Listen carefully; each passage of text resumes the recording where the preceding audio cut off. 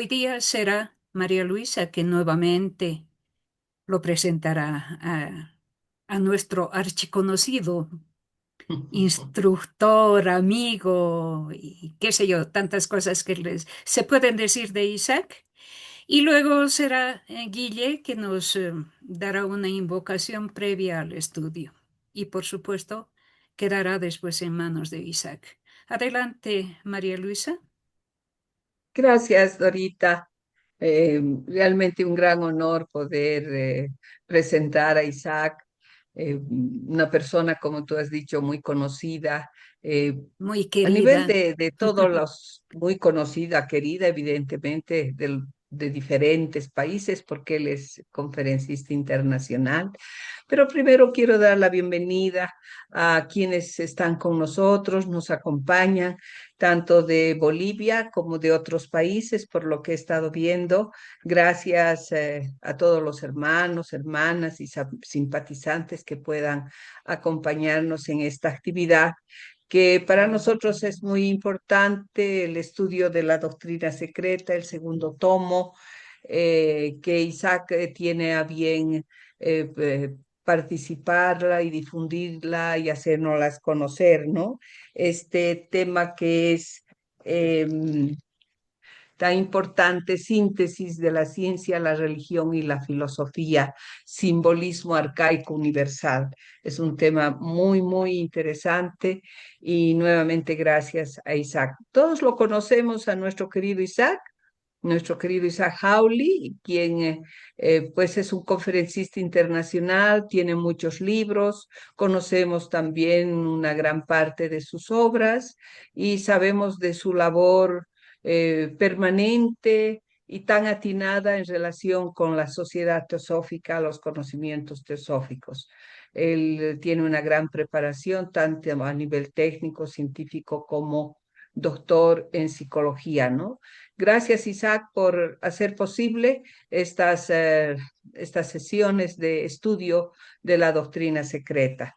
Gracias, mil, en nombre de Bolivia y de todos los hermanos que están acompañándote ahora.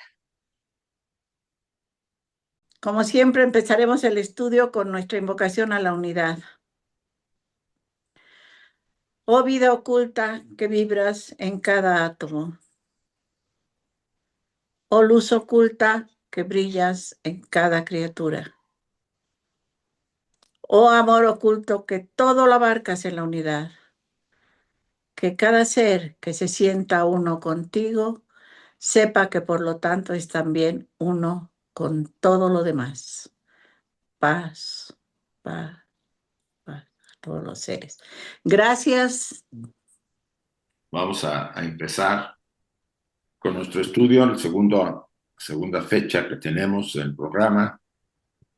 Yo he estado ahorita valorando las fechas, vamos a tener este mes el resto y noviembre. Ustedes se preguntarán por qué no tengo diciembre incluido, debido a que voy a hacer un viaje a la India y allá tengo mis dudas que pueda yo conseguir un buen Wi-Fi, una buena comunicación. De todos modos, reanudamos tan pronto yo regrese de la India. Ya les daré las fechas y el cartel, vamos a hacerlo, a modificarlo para las nuevas fechas. También espero que hayan recibido la guía que se mandó con anticipación y, sí, y además el estudio, el artículo sobre Joseph Campbell que les pido que le den una leída para más o menos a ampliar nuestro criterio sobre el tema de la mitología y simbología. Bueno, aquí está el otro cartel que tenemos dos carteles, uno es el que pasamos la sesión anterior, los voy a estar presentando alternativamente para nuestro programa. Las claves son las mismas que ustedes ven. Las fechas que ven ahí, pues estamos en la segunda, quedan 3 todavía. Y cualquier cambio que sobre todo pueda ocurrir por el horario. No creo que Bolivia cambie tan pronto, pero nosotros podríamos cambiar porque España a veces cambia quizá para principios de noviembre, pero todavía no lo sé. Ya les avisaremos. Vamos a retomar nuestro estudio que habíamos dejado en la sesión anterior y aclarar que vamos a tener, y abajo lo dice en el punto 3, dice, la simbología debe ser estudiada en cada uno de sus aspectos, pues cada nación tiene su método peculiar de expresión. En una palabra, ningún papiro egipcio, ninguna olla india, ningún ladrillo asirio, ningún manuscrito hebreo debe leerse y aceptarse literalmente. El tema de la literalidad es un tema complicado. Si ustedes analizan la mitología de Bolivia, pues tiene ciertas claves importantes dentro de la mitología. Si ven la mexicana, pues se parecerán, pero también es muy particular. Y no se diga la egipcia, la hebrea, ¿no? la hindú, la china, la japonesa. O sea, hay una peculiar expresión. Por ejemplo, más que habla de varias claves, ¿no? Habla de 7 claves. Pero quizá, y eso es lo que yo he estado viendo, algunos países insisten más en alguna de las claves que en otras. Es muy probable que haya muchas claves en la simbología, en la mitología hindú sobre astrología. Ya sabemos cómo lo manejan ellos. O en otros pueblos más primitivos, en África, su mitología gira alrededor de la astrología y también de los dioses elementales, ¿no? Habría que estar viendo las claves. Por eso la idea de mandarles artículos de Joseph Campbell, que creo les van a enriquecer. En el punto 3 que ven abajo, dice, véase sección 9, la luna, Deus, Lunus y Febe. Este capítulo lo vamos a ver a partir de que terminemos este primero, como recomendación de la señora Blavatsky para darle una lectura a este. O sea, nos vamos a brincar, es el número 9, ¿no? De todos los capítulos que hay. Y yo al final ya les doy una pequeña introducción de ese material. Entonces, que nos quede claro, la mitología no se puede interpretar igual para todos. Hay un libro muy bueno sobre mitología, escrita por 2 franceses. Es una cosa gruesa y grande, vale como 50, 60 euros. O sea, no sé, pongan dólares, 60 o 70 dólares.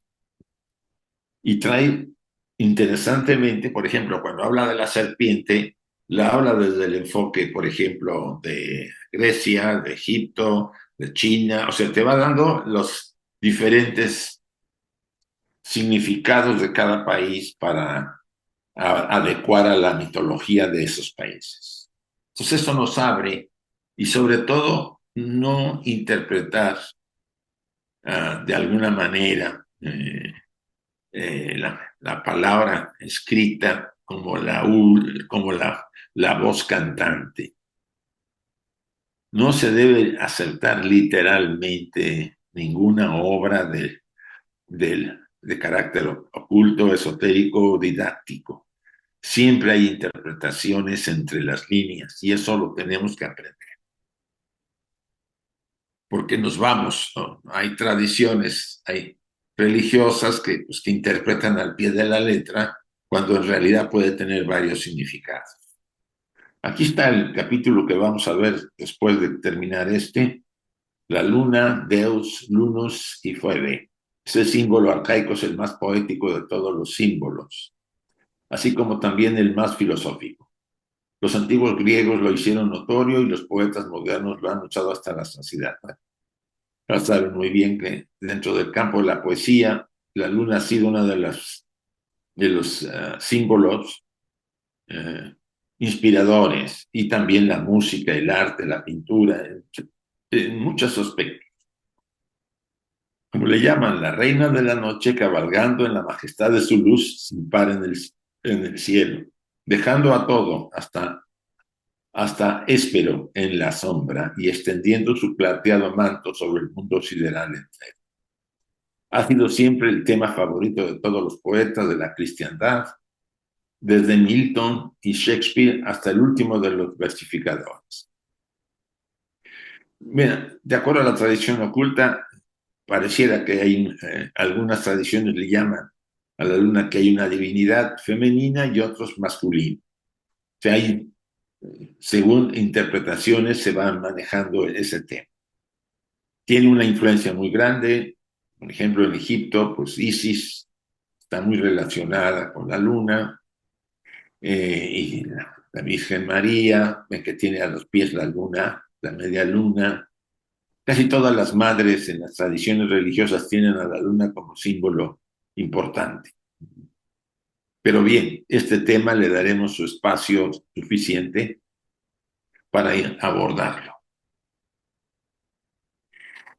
Algo que también quisiera, y aquí he incluido, dice, esto lo saben ahora todos los eruditos.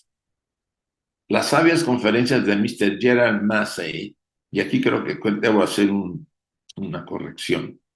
Gerald Massey era se puede decir, el director del Museo Egipcio en el siglo XIX, en la época de Blavatsky estuvo ahí.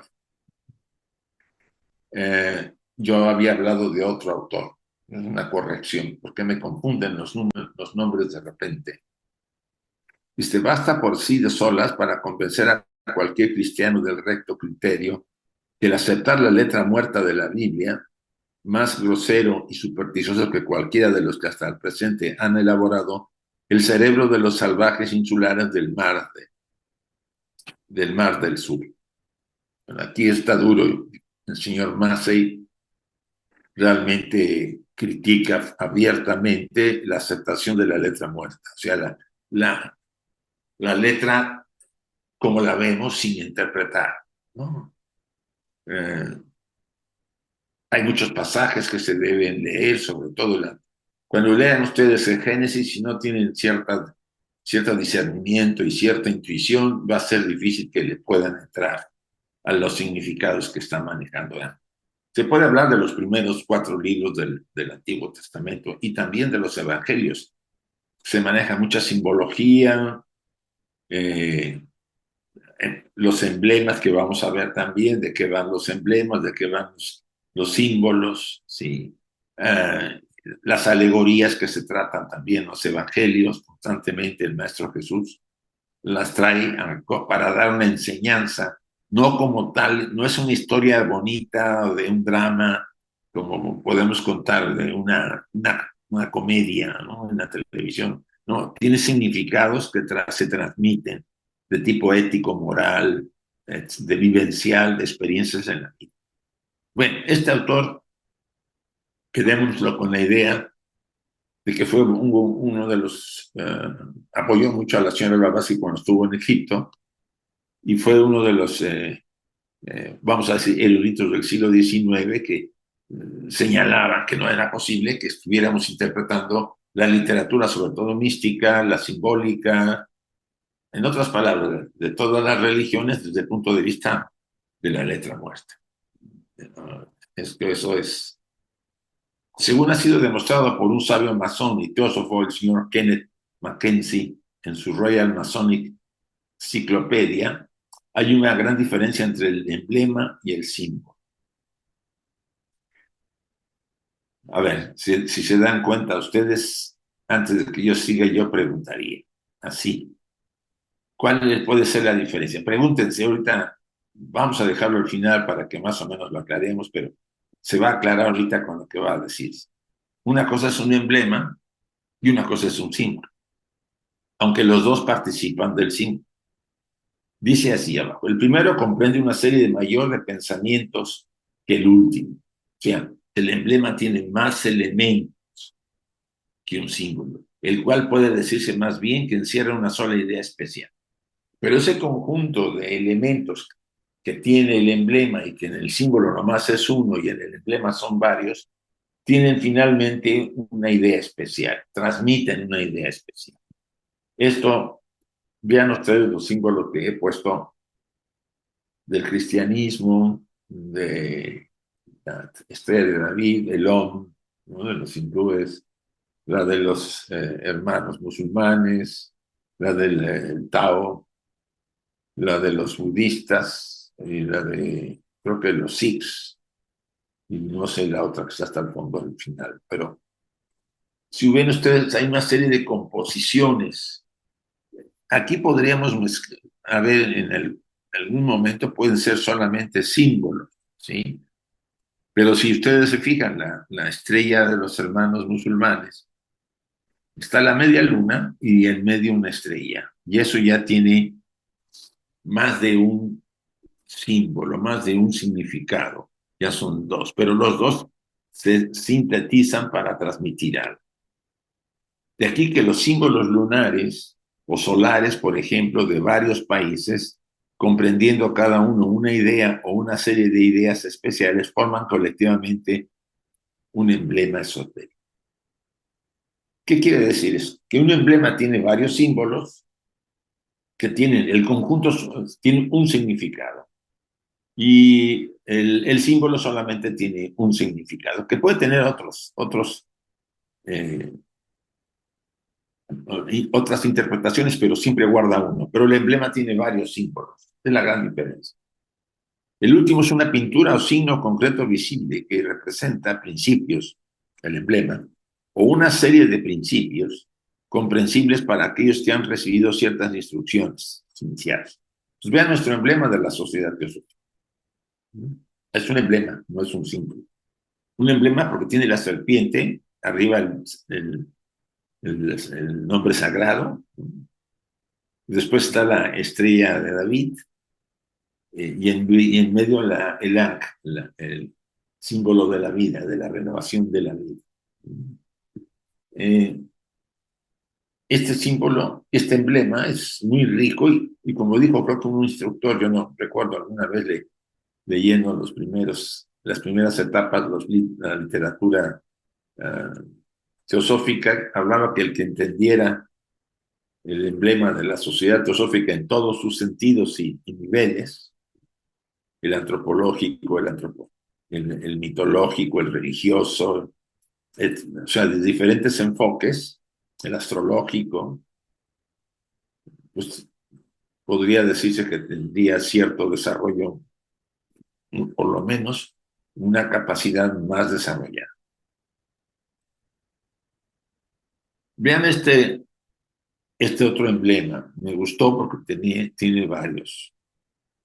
Me recuerda a los persas. Si fijan ustedes, el símbolo de Ahura Mazda, de color rojo, es el símbolo de Ahura Mazda. Del lado izquierdo pues, tienen un símbolo que siempre fue muy de la zona persa, ¿no? Tiene un león y abajo otros dos, un grifo, incluso en la parte de abajo en azul. Diciendo aún más claro, un emblema es generalmente una serie de pinturas gráficas consideradas y explicadas alegóricamente y que desarrollan una idea vistas panorámicas, presentadas una después de otra, ¿sí? Entonces, en este caso, pues son cinco símbolos que forman, que incluso cada símbolo tiene varios aspectos, pero vamos a decir que si los consideramos como unidades, pues hay 5 significados que se resumen y dan a entender algo más profundo, más amplio del emblema. Esto sería un emblema. Casi la mayor parte de las escuelas ocultas o las escuelas místicas de la masonería y todas estas escuelas tienen emblemas como símbolos de la escuela. Repito otra vez, diciéndolo aún más claro, un emblema es generalmente una serie de pinturas gráficas. Pinturas gráficas, ¿por qué? Porque se desarrollan, la idea se plasma como un gráfico, como una pintura. En este caso, vean ustedes a Ahura Mazda, el símbolo que se le conoce más, sobre todo en las tablillas cuneiformes, con unas alas, ¿no? Que significa que tiene ciertas características divinas, ¿no? Es el símbolo importante. Arriba está el sol, el símbolo del sol. Y en medio, nuevamente, el sol iluminando con sus rayos. Vuelvo a explicarlo, a leerlo. Siendo aún más claro, un emblema es generalmente una serie de pinturas gráficas consideradas y explicadas alegóricamente y que se desarrolla una idea en vistas panorámicas presentadas aún después de otras.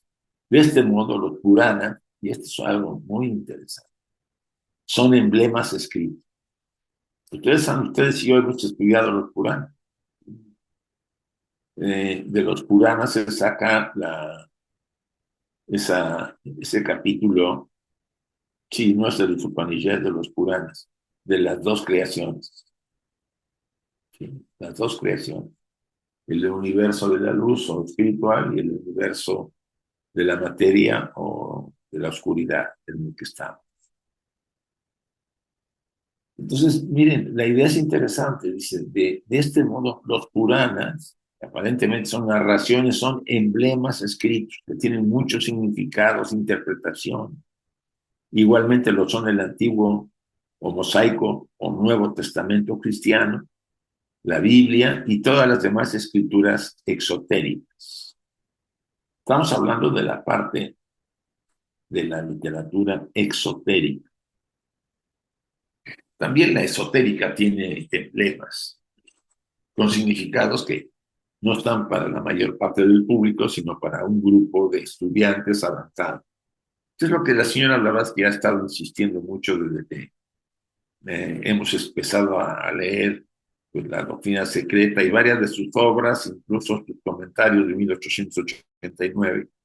Dice, al gran público les ha dado a conocer ya esta enseñanza, pero esas claves de los emblemas y de los símbolos que aparecen en la enseñanza, por ejemplo, en la doctrina secreta, las va a adquirir poco a poco el estudiante que persevera, que insiste, que estudia a fondo y que lo anima un interés verdadero en la búsqueda de la verdad, vamos a decir así.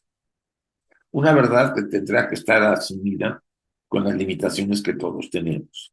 Sabemos que podemos aspirar a la verdad relativa, salvo que nos desarrollemos y adquiriremos capacidades que nos permiten acercarnos más a la verdad, pero finalmente en este universo finito y con los mecanismos que tenemos, excepcionalmente habrá seres que tengan más acceso a la verdad, pero la gran mayoría de la población tendremos a ciertos niveles de la verdad de acuerdo a la madurez que alcancemos.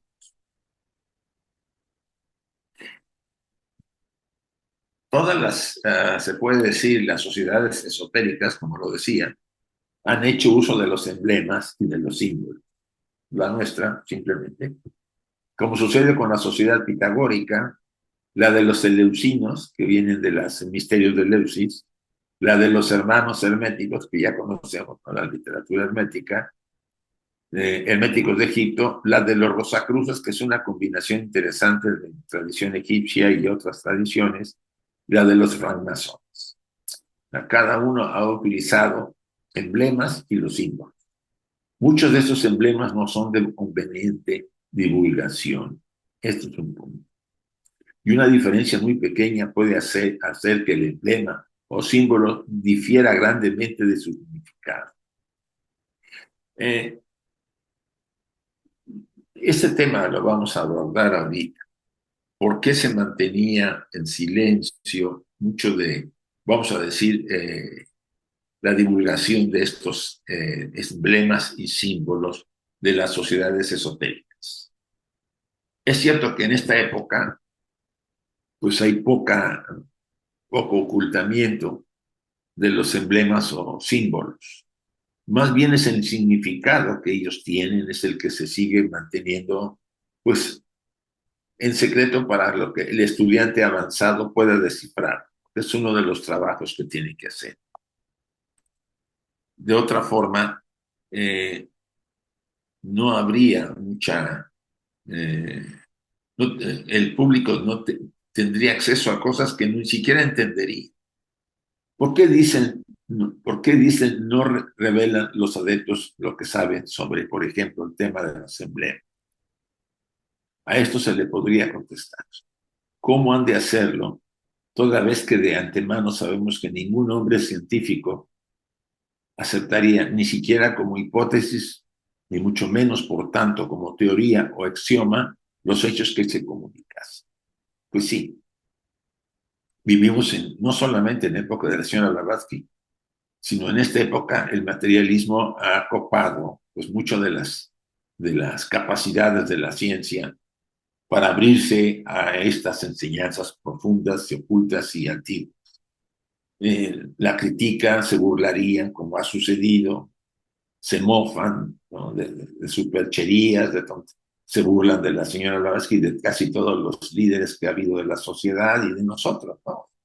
O sea, la mentalidad, y cada vez menos reflexiona la gente en ese sentido, salvo los que buscan seriamente, menos les interesa escudriñar, quieren ya todo digerido, ya todo plantado ahí en las redes sociales, o sea, lo fácil, lo que no exige esfuerzo.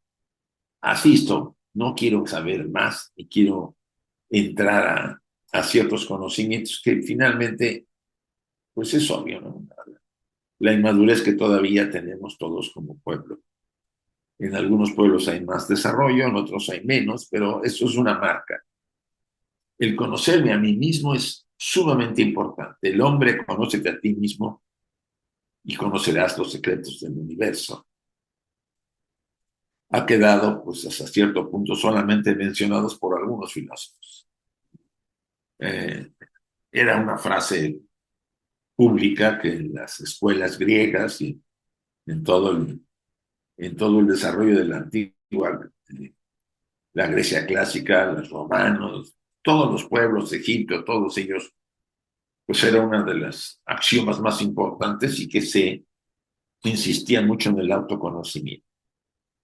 Aún ahora ha quedado ese axioma a los grupos serios de desarrollo espiritual o de desarrollo interior, el autoconocimiento. Sin ese escalón es muy complicado desarrollarnos. Eso de una vez lo debemos tener claro todo. Porque al desarrollarme, al conocerme, pues conoceré lo que creo que soy y lo que creo que no soy.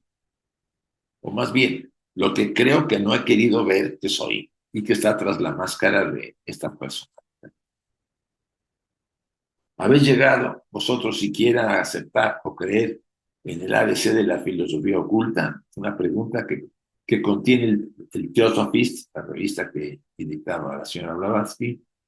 El budismo esotérico, este libro fue un producto de una relación del señor Sinet, el director del Pioneer, el periódico de la India, en la época de la señora Blavatsky, con uno o varios instructores que le estuvieron mandando cartas, y la misma señora Blavatsky que participó, y otras obras y revistas. O sea, si aceptamos, si ni siquiera aceptamos por ejemplo, el tema de la reencarnación, no la acepta, mucha gente no la acepta, y es respetable.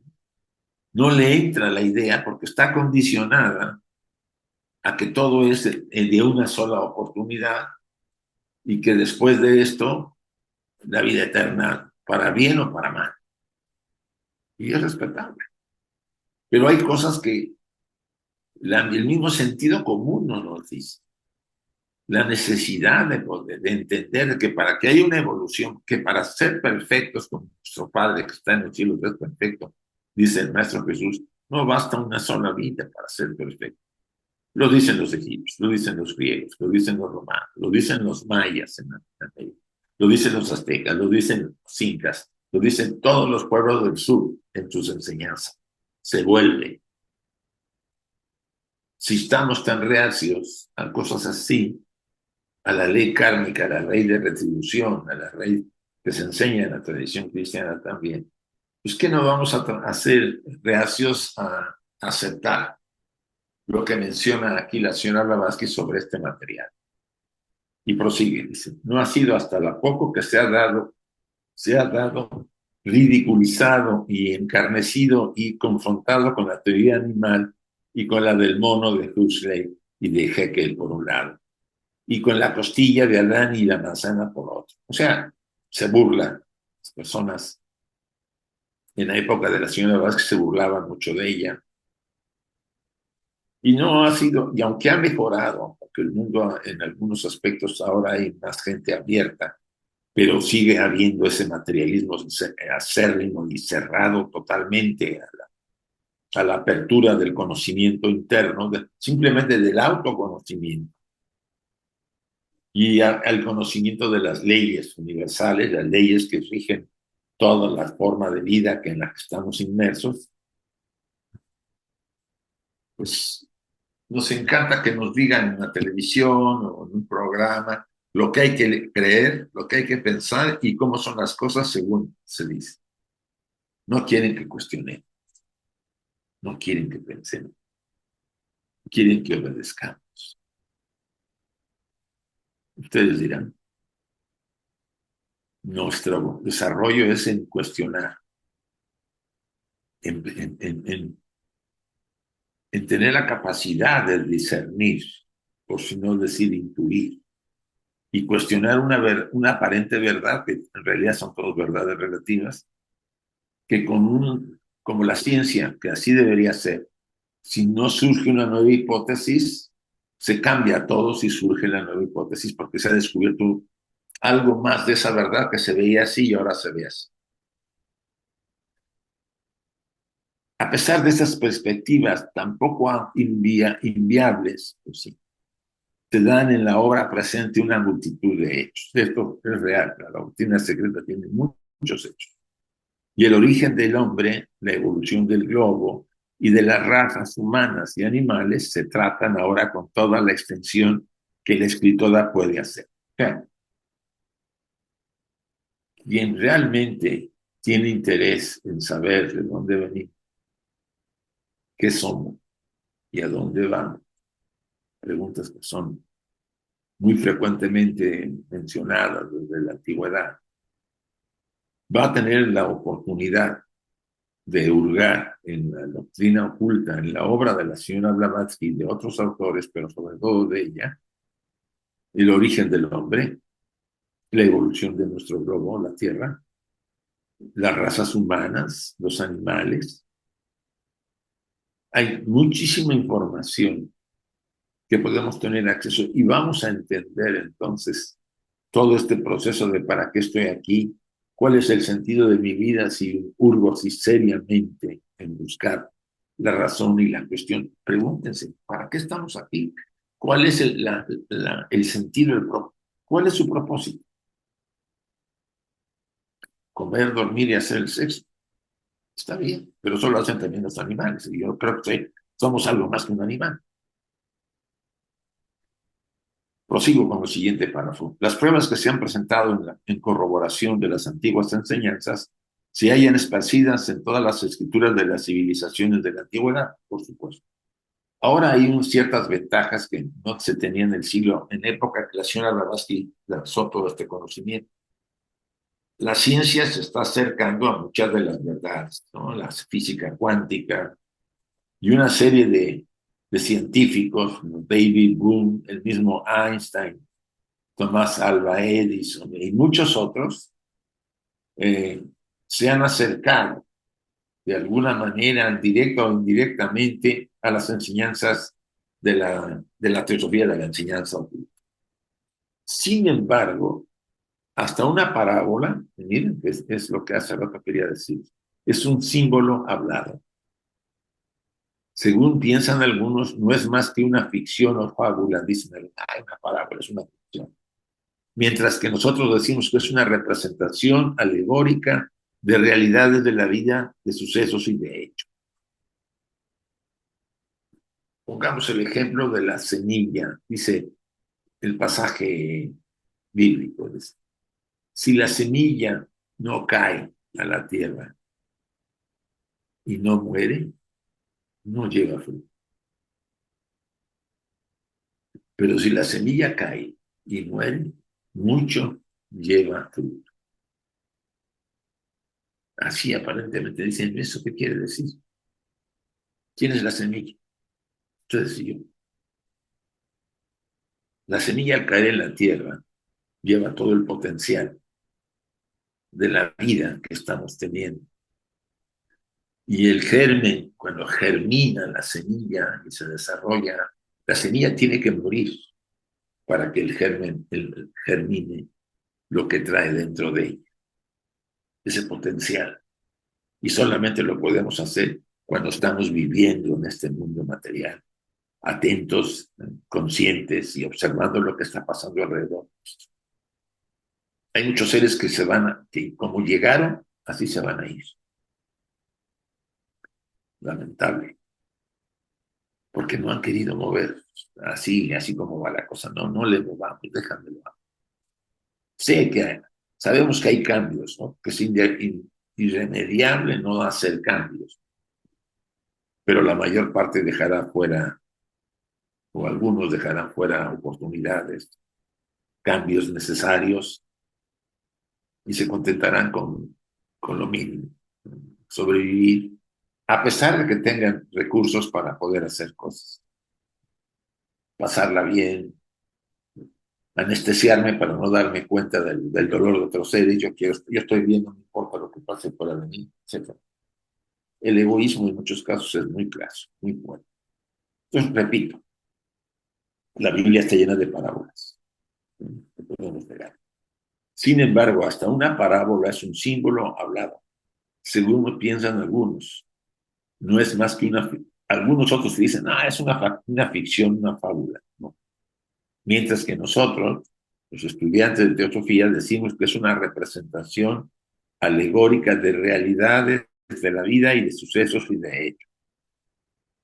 Entonces las parábolas del Nuevo Testamento son muy ricas y vale la pena meditarlas. El hijo pródigo, hay áreas, ¿no? Esa porque es muy conocida, la de la semilla también, que vale, y de paso yo recomiendo que demos lectura a algunas de ellas. Así como en una parábola se deduce siempre una moral, un hecho moral, un principio moral, siendo esta moral una verdad y un hecho real de la vida humana, del mismo modo se deducía un hecho histórico verdadero por aquellos que estaban versados en las ciencias hieráticas, de ciertos emblemas y símbolos registrados en los antiguos archivos de los templos. Pues sí, muchos de los símbolos, de la simbología, de la parábola, de los mitos, de estos hechos eh, que representan emblemas y mitos y símbolos de las escuelas, las tradiciones, los rituales, está lleno de simbología y de emblemas. Tienen algo más que significados concretos, sino también nos muestran ciertos emblemas y símbolos, nos muestran se deducían hechos históricos verdaderos, cosas que han pasado, cosas que han ocurrido en el pasado. Dice en el segundo párrafo, la historia religiosa y esotérica de todas las naciones se encontraba embebida en los símbolos. Se encuentra embebida en los símbolos. Nunca fue literalmente expresada en muchas palabras. Eso era antes la ley. El instructor no daba demasiadas abiertamente, no daba muchas instrucciones, no daba muchas explicaciones. Lo hacía en petit comité con sus estudiantes. ¿Por qué? Porque a ellos les está dado el saber, incluso el conocimiento de los emblemas y símbolos ocultos y de estas enseñanzas. Por eso hay un enfoque esotérico que es para el grupo, para los que han demostrado con su vida, su transformación, su entrega, el conocimiento, y la parte exotérica, que es la que se muestra pues, en las reuniones públicas, en los templos, en los rituales públicos. O sea, hay dos formas de transmitir estos emblemas, estos símbolos, esta riqueza. Todos los pensamientos y emociones toda la instrucción y conocimientos revelados y adquiridos en las primeras razas tenían su expresión pictórica en la alegoría y en la parábola. ¿Por qué? Porque las palabras habladas tienen una potencia no solo desconocida, sino que no se sospecha ni siquiera, ni se cree naturalmente por los sabios modernos. Aquí hay algo que hemos perdido terriblemente.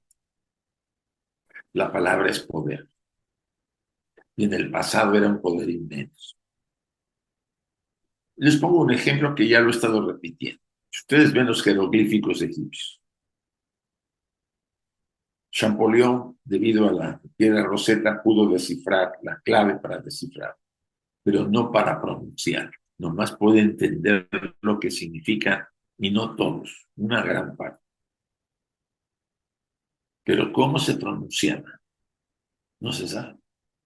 Y no se sabe porque faltan las vocales para pronunciar las palabras que se guardaron en el misterio, en el secreto.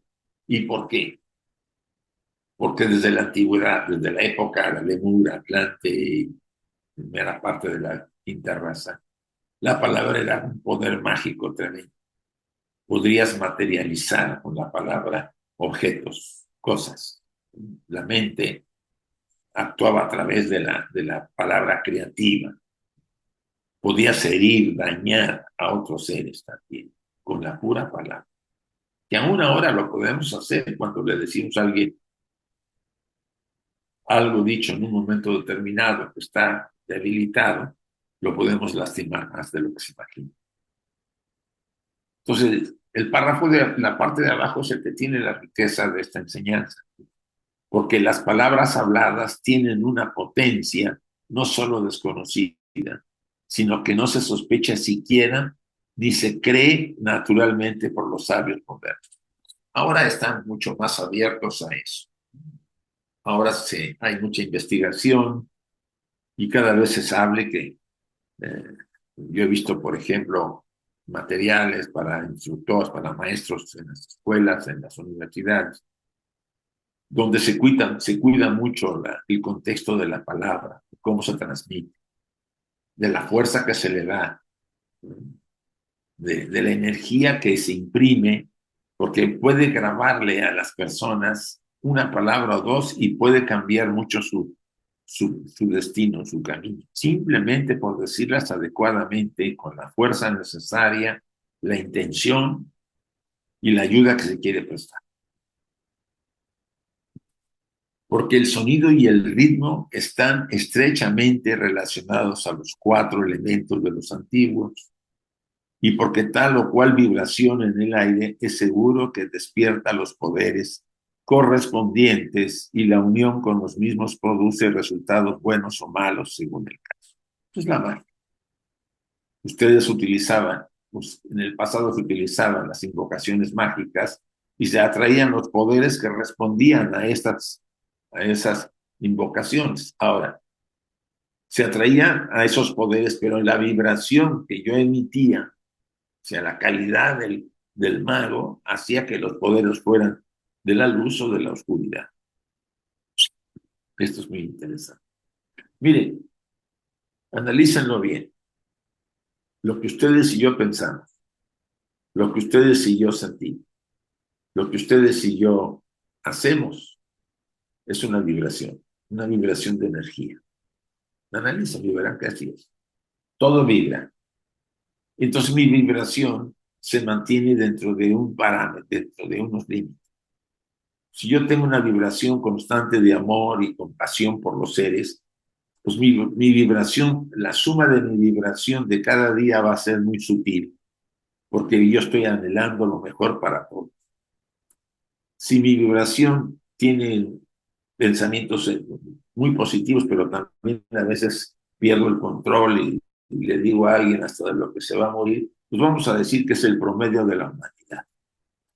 Y está el otro que todo el tiempo vive una vibración densa. ¿No se han preguntado ustedes por qué al final vemos imágenes antes de morir, que nos pasan la vida para que observemos cómo hemos vivido en escenas, en imágenes, no en palabras, ves imágenes? El moribundo empezará a ver el repaso de su vida. ¿Ustedes se imaginarán? ¿O por qué creen que soñamos? El sueño es una asimilación del alma de las imágenes que son las palabras, los pensamientos y las acciones que hemos llevado cada día. El alma las asimila durante la noche. Eso lo vimos en los sueños. En otras palabras, todo es mente, todo absolutamente. El lenguaje es mental. Los sentimientos es mental. Todo se reduce a una energía mental. ¿Y creen ustedes que somos la mente? Pregúntense. Si no hubiera mente, ¿qué hubiera? ¿Verdad? ¿Y dónde está la conciencia? En realidad la conciencia es la que está siempre.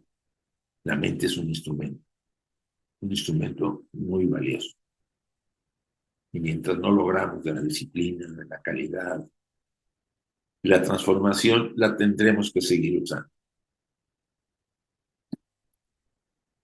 Nunca se permitió a ningún estudiante recitar, y esto es mal, narraciones de hechos históricos, religiosos ni reales, con palabras que claramente los determinasen para evitar que los poderes relacionados a tales sucesos pudieran ser atraídos nuevamente.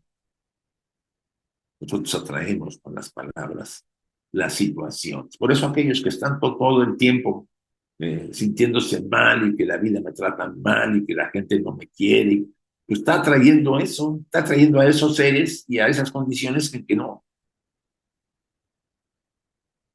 No digo que no, que a veces no sea fácil superarlo, pero debemos cambiar esa polaridad y decir, de acuerdo, las cosas no han ido como yo esperaba que fueran, pero seguiré firme y adelante para que las condiciones más equilibradas se presenten. Entonces, el poder de la palabra a nosotros mismos nos afecta cuando mentimos, sobre todo, cuando insultamos, cuando calumniamos, cuando utilizamos la palabra para el engaño y la manipulación, etc. Ya se imaginarán por cómo estamos en las sociedades con todo mal uso de la palabra. El siguiente párrafo nos dice, tales acontecimientos se narraban tan solo durante la iniciación y todos los estudiantes tenían que registrarlos en los símbolos correspondientes, sacados de su propia mente y examinados después por su maestro antes de ser definitivamente aceptados. O sea, antes había restricciones y todavía las hay en algunas escuelas ocultas, ¿sí? Porque no vamos a negar. No se permite repetir cosas, no se permite sobre todo decir nombres sagrados, nombres divinos de algunos seres, ¿sí? O invocar a través de los mantras, nos dan el ejemplo más claro. Los mantras pues son fuerzas verbales que atraen energías, tanto positivas como negativas. Fíjense que hay uno muy fuerte, el Om Mani Padme Hum. Es un mantra budista. Pero el mantra invoca los diferentes mundos, ¿sí? El divino, el semihumano, el de los titanes, estoy muy seguro, el humano, el de los Petras y el de los infiernos, más para que vean, en una de sus interpretaciones. Si yo no sé, como no sé la cadencia, ni el ritmo del mantra, ni el tono, pues mira, aún así hay peligro de que yo lo use para hacer.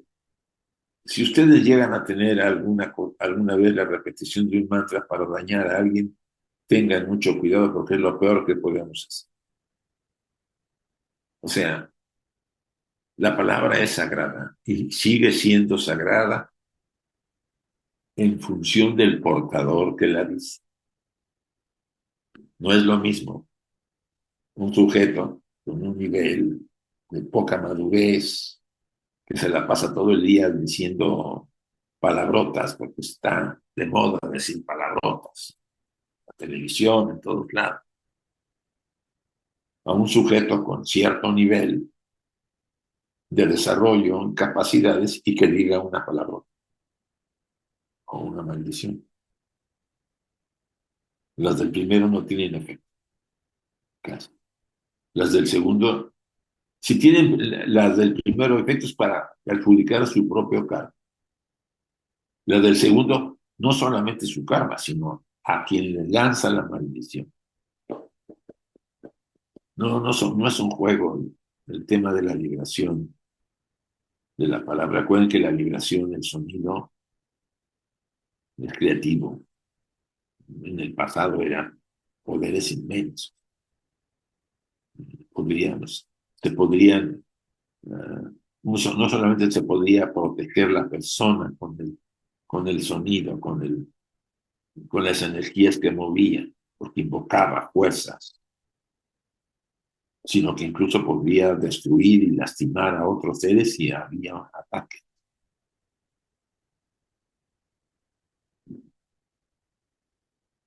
La explicación de los principales símbolos y emblemas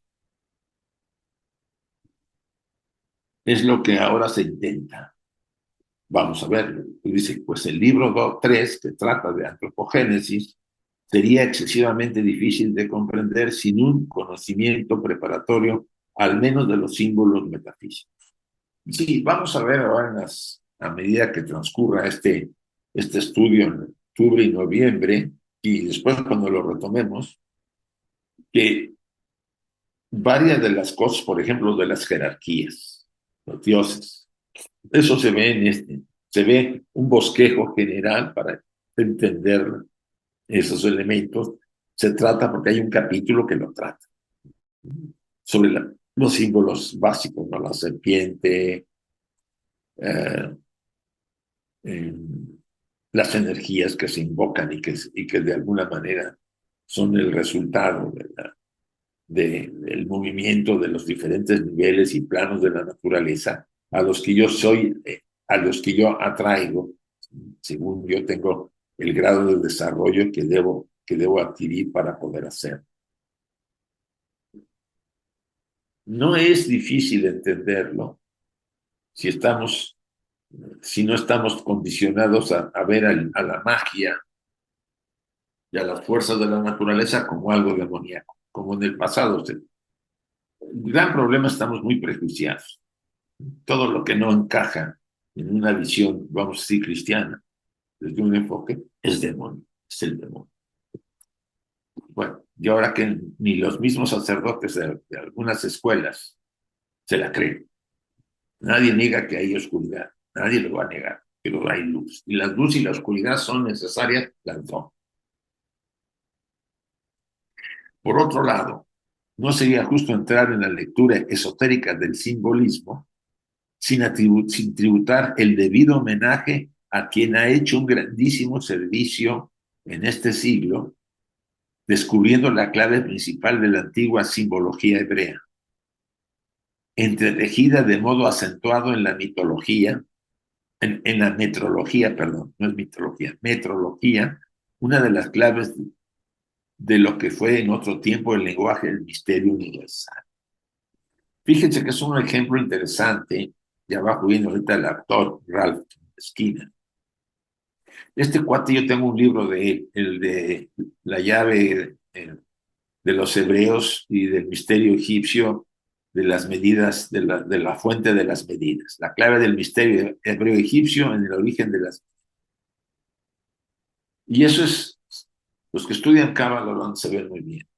Las palabras hebreas tienen dos significados. Hay un lenguaje dentro de la palabra, de lo que se habla.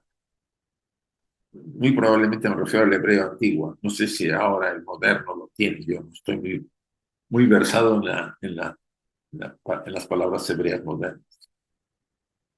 Pero hay un significado. Dice, me refiero al señor Mr. Ralphson Skinner de Cincinnati, autor de la obra que les menciono, a quien por este concepto le damos las gracias. Y la señora Blavatsky le agradece mucho porque este personaje vivió en Estados Unidos, hizo un gran trabajo para descifrar para encontrar esas claves.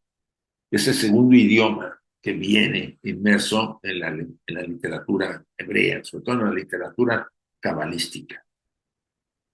De aquí está uno de los libros que él escribió, la parte de la portada, miren, dice, Misterios hebreo-egipcios, dice, The Sources of Measures, Ralph von Skinner. Místico y cabalista por naturaleza, trabajó durante muchos años en este sentido y sus esfuerzos fueron verdaderamente coronados por gran éxito, según él mismo lo dice. Y estas son palabras de Skinner. El que esto escribe está completamente seguro de que hubo un antiguo lenguaje que se ha perdido para los tiempos modernos, hasta la época presente, pero cuyos vestigios, sin embargo, existen en abundancia. Aquí nos recuerdan las palabras de la señora Blavatsky de esas grandes verdades, de ese lenguaje universal que hubo muy probablemente en la época Lemur o a principios de la época Atlante, donde sí, porque tuvimos varios sentidos por desarrollar, sí fue con Atlante. Porque la Lemur teníamos el oído, el tacto, creo que la vista. Es que cada raza raíz te daba un sentido. No se me acuerdo bien del orden. Creo que fue con la raza Atlante, que ya la materia estaba más densa, que existió ese lenguaje universal. Un lenguaje que contenía la clave para la enseñanza oculta para todos los pueblos. ¿Sí? Y lo dice acá. El que esto escribe está completamente seguro de que hubo un antiguo lenguaje que se había perdido para los tiempos modernos hasta que la época presente, pero cuyos vestigios, sin embargo, existen en abundancia. El autor descubrió que esta razón geométrica, la razón integral numérica del diámetro a la circunferencia del círculo, era el origen muy antiguo y probablemente divino de las medidas lineales.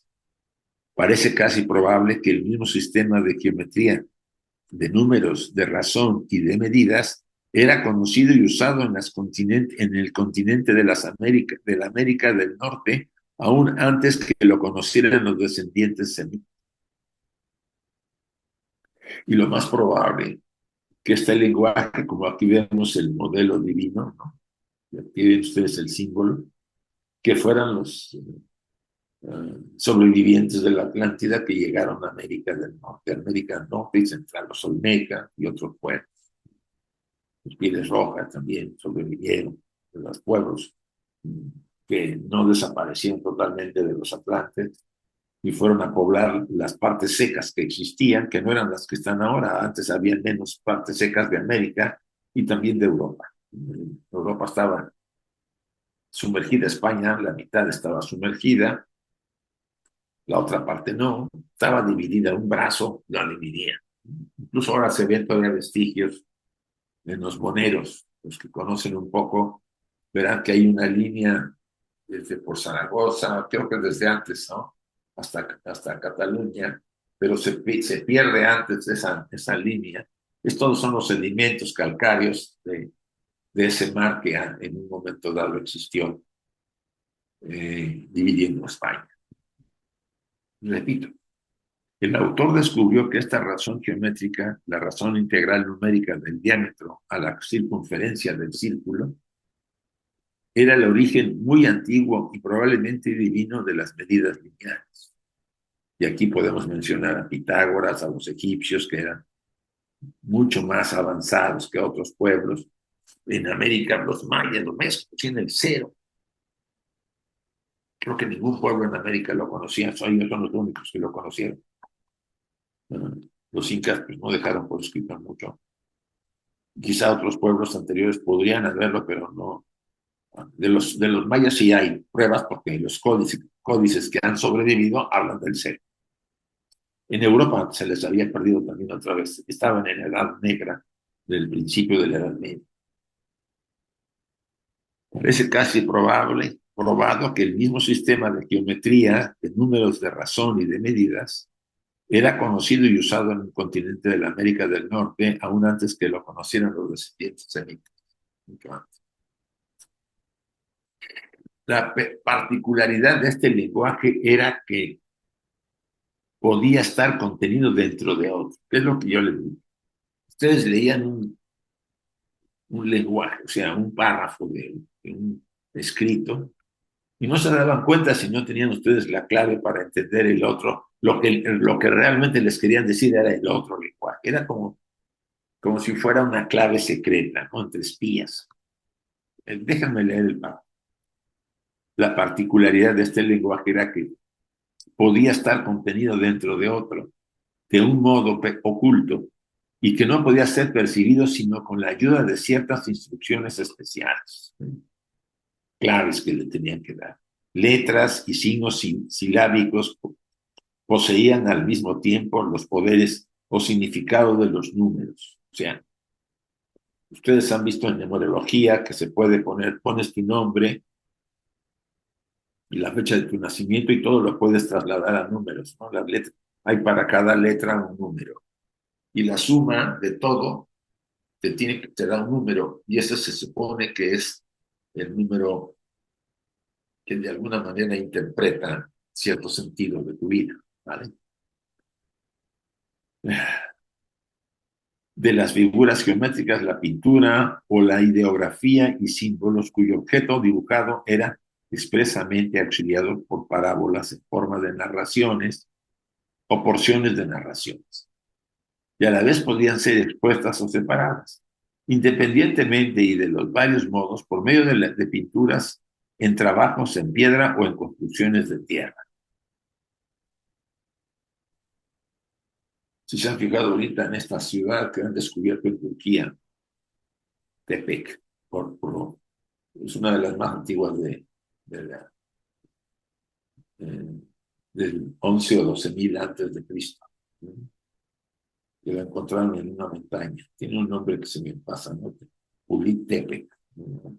Hay unos muros en forma de T, y ahora han encontrado muchos símbolos formando como un emblema, pero no saben la clave para interpretar.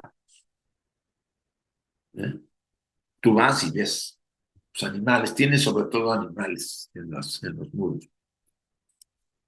Y animales, y hay formas geométricas también que van mezcladas. Ahí hay un lenguaje, solamente que no se tiene la clave. Pero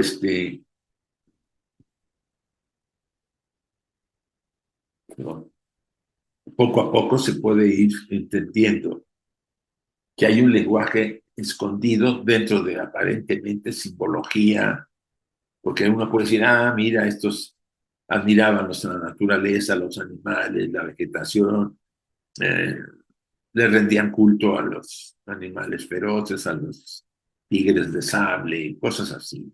Eso tradicionalmente podría haber rituales de ese tipo. O sea, esa es la explicación de un enfoque, pero había un mensaje y que eso había que interpretar. Repito el pasaje. La particularidad de este lenguaje era que podía estar contenido dentro de otro de un modo oculto y que no podía ser percibido sino por la ayuda de ciertas instrucciones especiales. Letras y signos silábicos poseían al mismo tiempo los poderes o significado de los números, de las figuras geométricas, la pintura o la ideografía y símbolos, cuyo objeto dibujado era expresamente auxiliado por parábolas, en la forma de narraciones o porciones de narración. Porque creen que el Maestro Jesús usó muchísimas parábolas y algunos de sus discípulos. Y a la vez podían ser expuestas o separadas, independientemente y de varios modos, por medio de pinturas, en trabajos de piedra o en construcciones de tierra. Bien. La pirámide de Keops puede ser un lenguaje, un símbolo con un lenguaje oculto. O si quieren, para hacerlo un poco más, la esfinge es un ser con un cuerpo de león, la cabeza dicen que es de un faraón, yo tengo mis dudas, pero no sabemos de cuál faraón. forma un emblema, porque está compuesto de un humano, de una parte humana y una parte animal. Es lo que somos. Somos seres con una parte animal, una parte personal y una parte divina.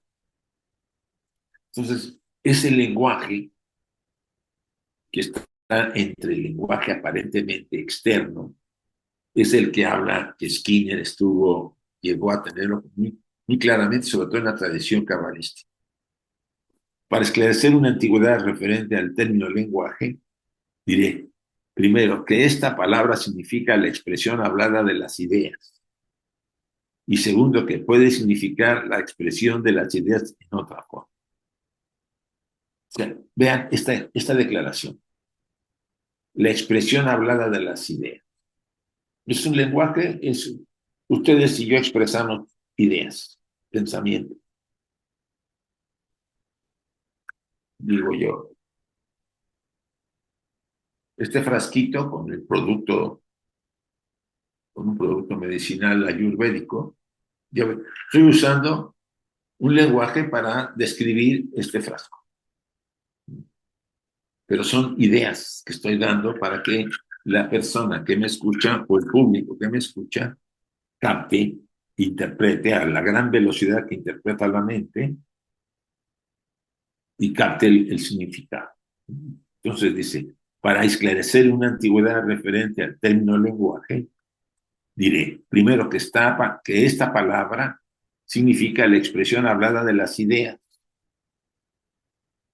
La expresión hablada de las ideas. La expresión hablada de las ideas también son los sentimientos, porque un sentimiento es una idea, un pensamiento. Cuando ustedes sienten amor, o vamos a decir lealtad, la palabra lealtad es una relación con alguien de una manera seria, con la verdad, con la honestidad y con la coherencia. Estoy usando lenguaje para un lenguaje que es la expresión de ideas que ustedes captan cuando yo me dirijo. Todos los lenguajes son expresiones de ideas en diferentes lenguajes. Las claves hay que aprender la clave del lenguaje para entender las ideas que me transmiten.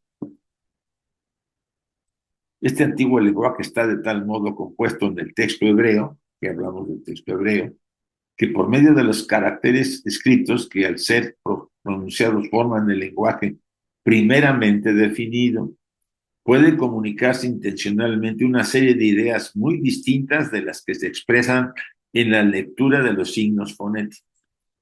Entonces, yo te digo algo aparentemente, pero te puedo estar transmitiendo, como dice ahí, comunicarme intencionalmente una serie de ideas diferentes, totalmente incluso opuestas a lo que te estoy diciendo.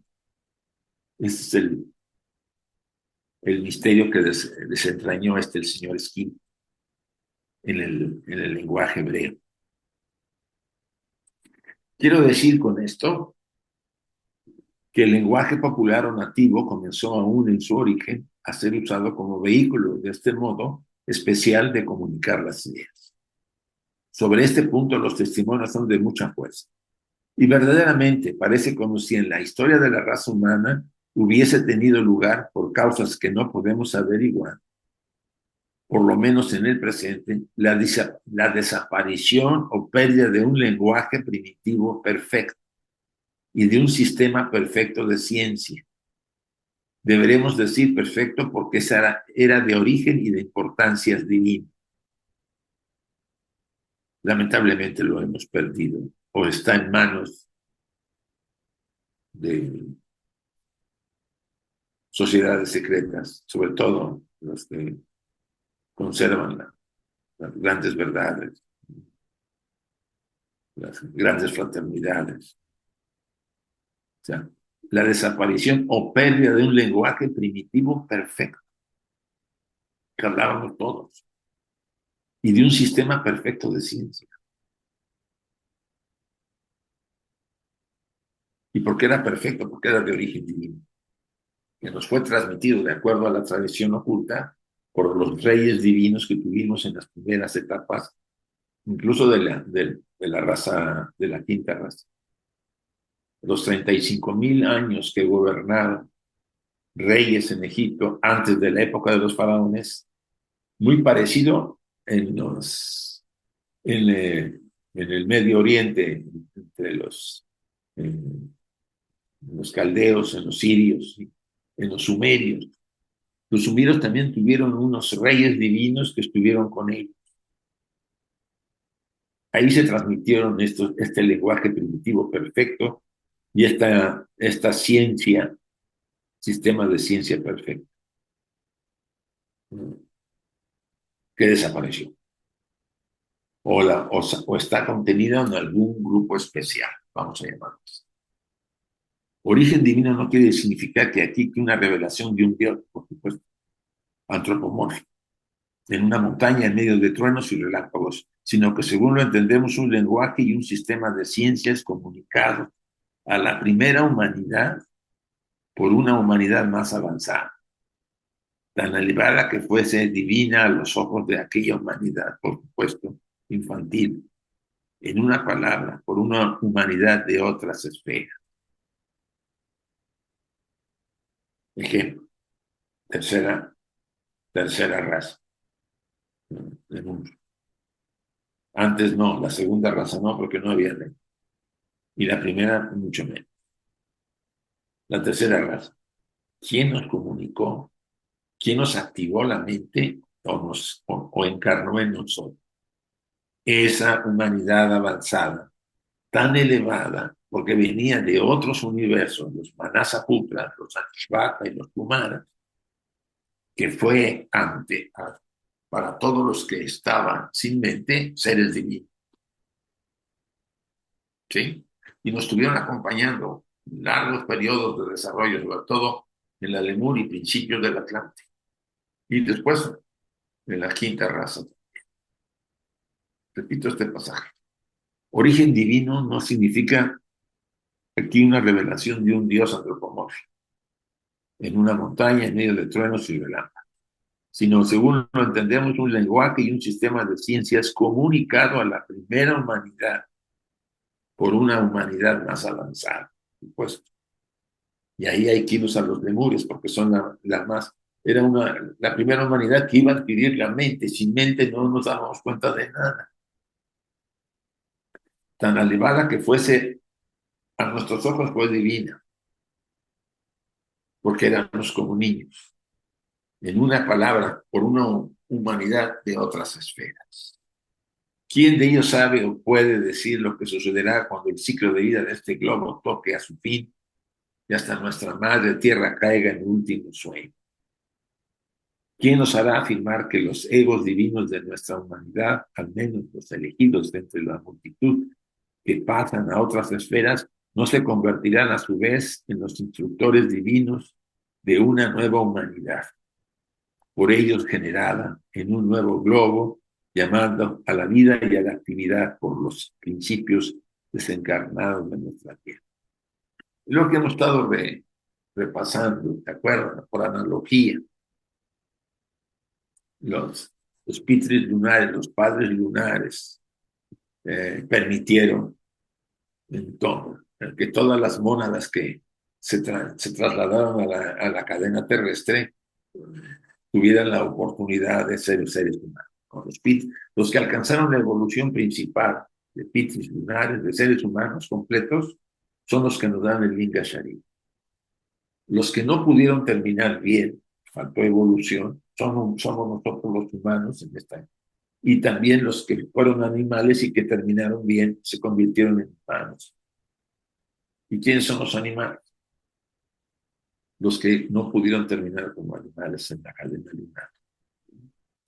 Todos nosotros que vamos en el mismo barco que es la Tierra, del globo D estamos ahorita, pasaremos a otros globos, como dice acá, y aquí aparece en el diagrama.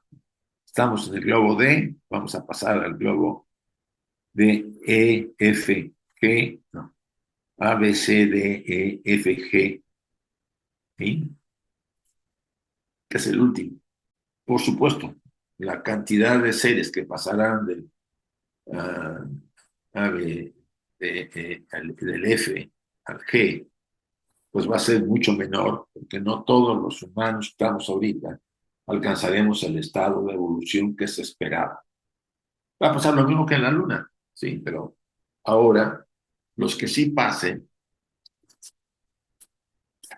con medalla, reconocimiento, como le quieran llamar, serán los que ayudarán a los animales de nuestra cadena a ser seres humanos en la siguiente cadena. ¿Eh? Y tendrán que dar muy probablemente su linga sharira a esa nueva humanidad que encarnará en los siguientes globos. Los que no puedan pasar, se pasarán todos, pero serán redirigidos, como pasó en la Luna, ¿no? Siendo la analogía. Los humanos que ahí no pasaron fueron humanos otra vez, pero quizá en otra cadena. Y los animales que aquí pasan, que pasen, serán humanos, quizá eso sí. Lo que quiero decir es que la analogía no sirve para entender, pero es la promesa de que muchos de los que están evolucionando ahorita en esta cadena, estamos en el cuarto globo, cuarta ronda, aún nos falta un largo camino, o le falta un largo camino a toda la humanidad para llegar al final del día C con nosotros, cuando termina, venga un pralaya de cadena, para pasar a otra cadena mucho más desarrollada. Muy bien, vamos a detenernos por si hay preguntitas. Hola, muy bien, déjenme ponerme aquí. Bien, preguntas, chicos. Ver, Mari, ¿cómo estás? Tu micrófono. Ya, perdón, gracias. Bueno, yo lo que quería comentar, doctor, lo que nos ha planteado, pues me deja como pensando en muchas cosas. La primera es cuando usted habló del simbolismo en Sí. general y de sus significados a lo largo de las distintas tradiciones de la humanidad, Ajá. y que muchas veces no logramos entender su significado de las imágenes que vemos, por ejemplo, cuando nos pasó estas imágenes y nos dijo, bueno, por ejemplo, aquí el rojo, lo que representa, etcétera, ¿no? Sí. Todo representa algo. Recordé que en alguna ocasión, la hermana Carmen César dio un curso sobre simbolismo Ajá. y decía ella que había que entender que íbamos avanzando en su interpretación a medida de que estábamos pues capacitados para ello, y esto no significaba necesariamente conocimiento, sino más bien nos invitaba a la parte intuicional, ¿no? Sí. Y en ese sentido, yo me pregunto, por ejemplo, también todo lo que representan las cartas del tarot también son simbolismo, es Por simbolismo, supuesto. ¿verdad? Sí. Y además, buena parte de este simbolismo, digamos que es universal para la humanidad en tanto que representa, pues, los arquetipos, ¿verdad? Que siempre han estado presentes en la historia de la humanidad. Y también me quedo pensando, por ejemplo, en estas cuestiones que usted acaba de decirnos sobre si realmente la humanidad que no pasa en este globo, pues se va a quedar como en el caso de las cadenas lunares. Y me quedo pensando en el caso de los extraterrestres. Lo que en nuestra mente burda consideramos extraterrestres, ¿qué vendrían siendo realmente? ¿Son remanentes de otra cadena o son más bien otros seres de otras cadenas y no necesariamente son el perfil de humanos. ¿Usted qué piensa sobre eso? Gracias. Mira, vamos a ponernos en nuestra Vía Láctea, en la isla en la que estamos. Se llama una isla que ha de estar formada por cientos de miles de millones de estrellas, de las cuales vamos a pensar que la mitad de ellas son sistemas como el nuestro, ¿sí? Que tengan 3 planetas, 5, 7, no sé lo que importa. Cada sistema tiene su cadena. Ya nomás se imaginará, Mari, la inmensidad de procesos que hay en nuestra galaxia solamente.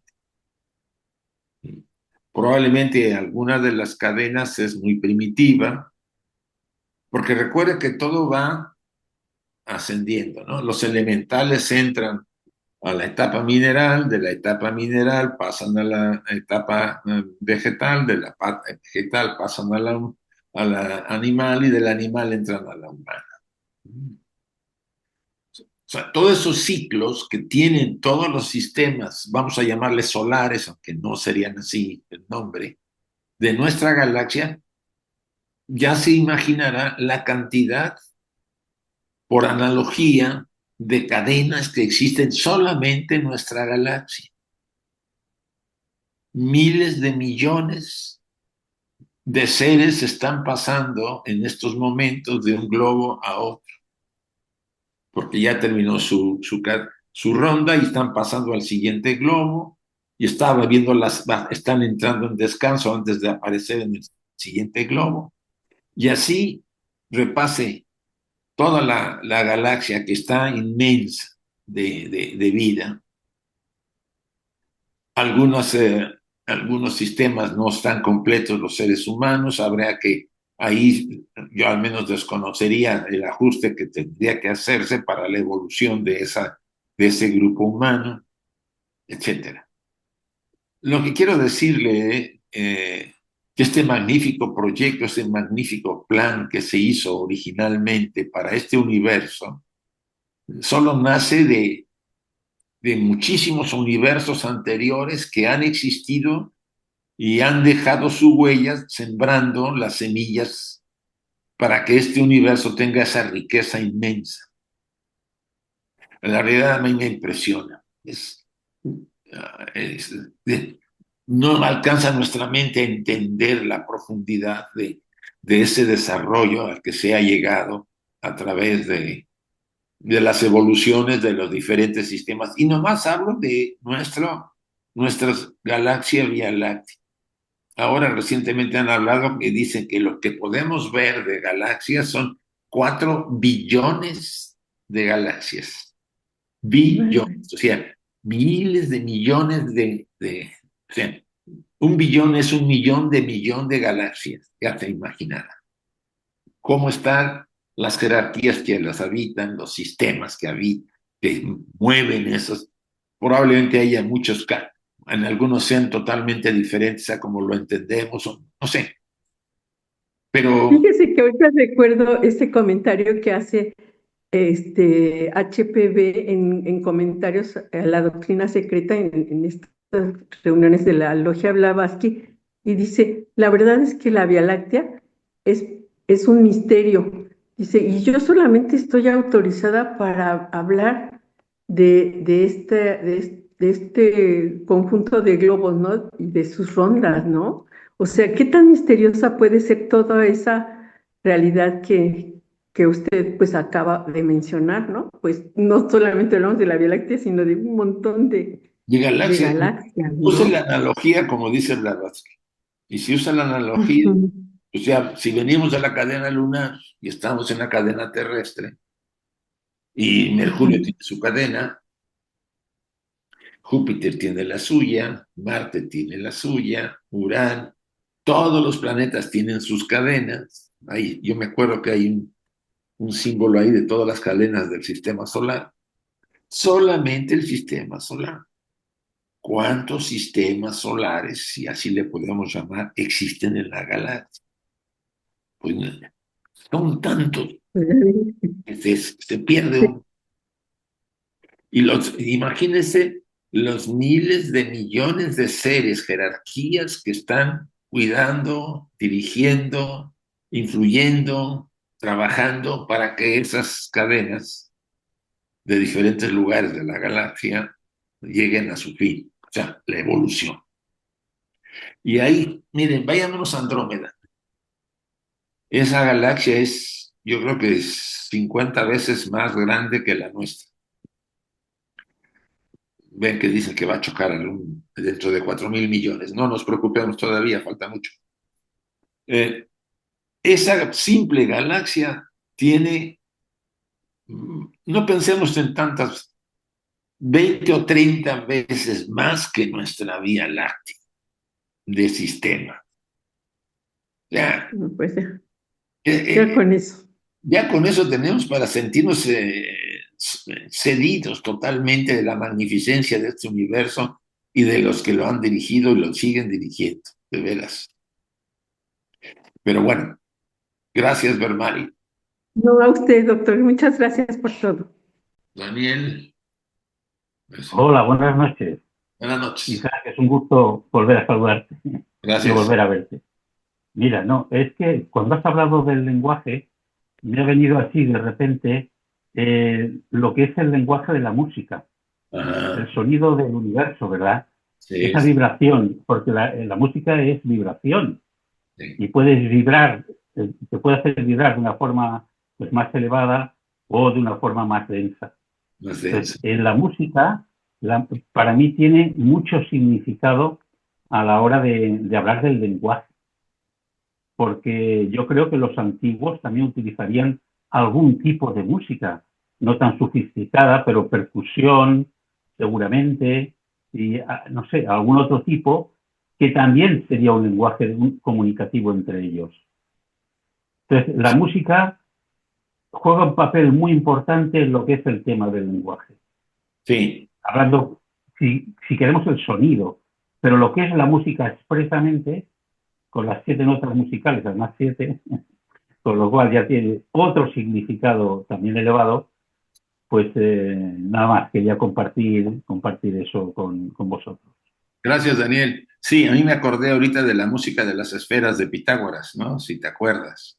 Y que a Sí, últimas fechas, bueno, ha sacado la NASA algunas grabaciones de los sonidos que encuentra en los planetas, en las galaxias alrededor, ¿no? Y de verdad te impresiona que se produzcan sonidos, tonos, ¿no? Tan muy particulares. Pues de ahí viene todo. Nosotros somos hijos de las estrellas, esa es la realidad, ¿no?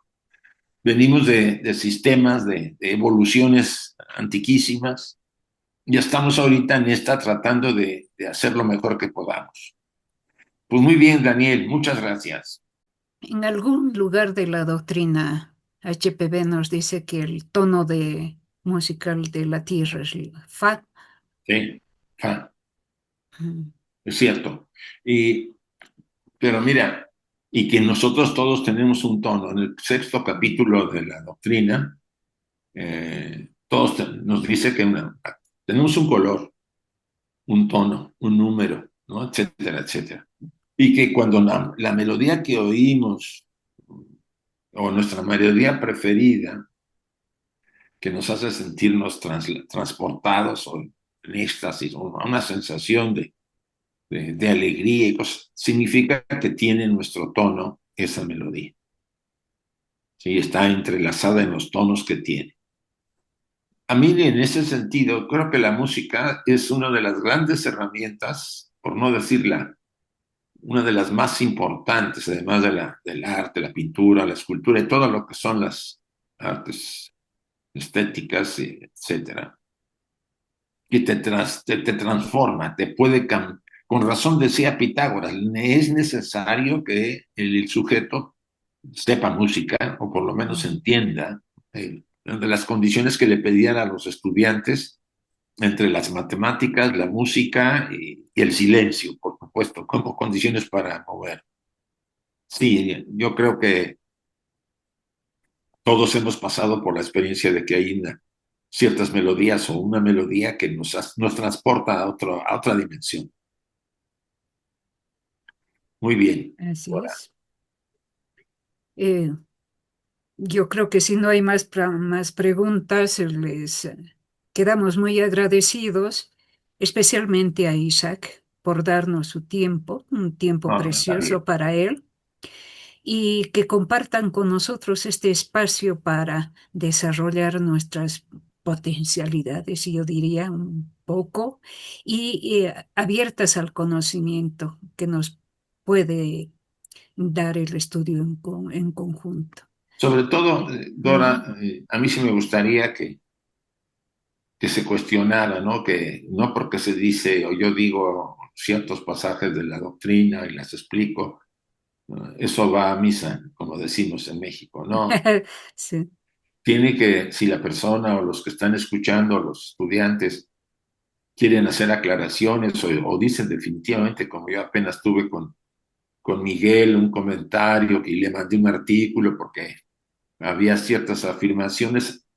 No se trata de discutir, se trata de que hay ciertas cosas que se trae a la palestra para poder clarificarlo y ayudarnos más, incluso todos, a entender ciertas Ujú. ideas. Yo sí les solicito que abiertamente, sin temor, pregunten algún tema. Ahorita todavía no están, ahorita que entremos al tema de la luna, quizá haya más preguntas porque son ya conceptos más desarrollados por la señora Blavatsky. Esta es la introducción, ¿sí? Y para mí sería magnífico. No le temo. Si en último momento no sé la respuesta, pues digo, pues no lo sé, voy a investigar, ¿sí? El último caso. Bueno, pues muchas gracias. Gracias, Dora. Gracias, tío. A Tuy, a Janet, a Julio, a Gracias. María, sobre todo a Guillermina, Bermari, Gracias. Ana Cuellas, a Lucila, Miguel, ay, Miguel Guayar, ya está. Miguel Guayar, ahí está. Sí, sí, está. Ujú. Saludos a él, Ana, y Charo, y todos los que, Roxana, que Están Gringo había presentes. estado. están presentes. El gringo también. Gracias. Un gringo. Yo confío en que todo marche bien y ya nos veamos el año que entra, si es que se dan las condiciones y ustedes quieren aguantar otro. No te adelantes.